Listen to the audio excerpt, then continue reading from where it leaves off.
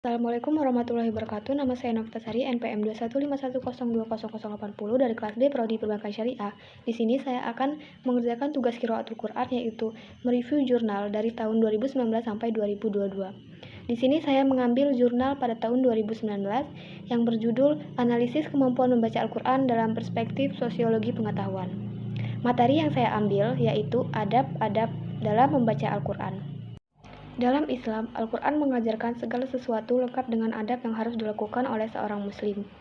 Seperti ketika membaca Al-Quran, ada adab-adab yang harus diperhatikan agar tidak melenceng dari aturan yang sudah ditetapkan sehingga membacanya dapat bernilai sebagai ibadah.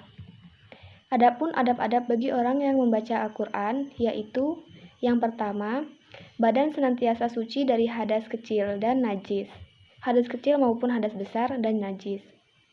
Yang kedua, pakaian dan tempat membaca Al-Quran suci dari hadas dan najis. Yang ketiga, saat membaca Al-Quran, jangan sambil mengunyah makanan atau minum-minuman.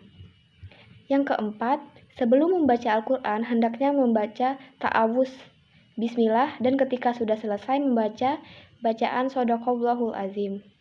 Yang kelima, membaca Al-Quran dengan tenang, perlahan, dan tidak tergesa-gesa.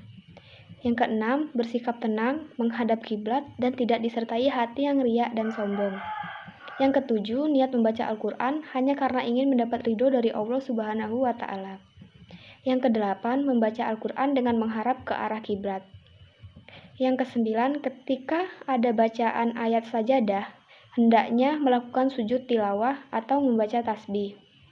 Yang kesepuluh, berusaha memahami isi dan kandungan setiap ayatnya. Yang ke-11, mengagungkan dan mengesahkan Allah ketika membaca wahyu ilahi. Dengan demikian diharapkan terasa nikmat dalam hati pembacanya. Yang ke-12, senantiasa berusaha agar bacaan tersebut selalu membekas di hati kita dan berusaha mengamalkan kandungan Al-Qur'annya. Itulah adab-adab dalam membaca Al-Qur'an yang telah saya review dari jurnal pada tahun 2019. Apabila ada kesalahan dalam kalimat atau kata, saya mohon maaf, kepada Allah saya mohon ampun. Saya akhiri, wassalamualaikum warahmatullahi wabarakatuh.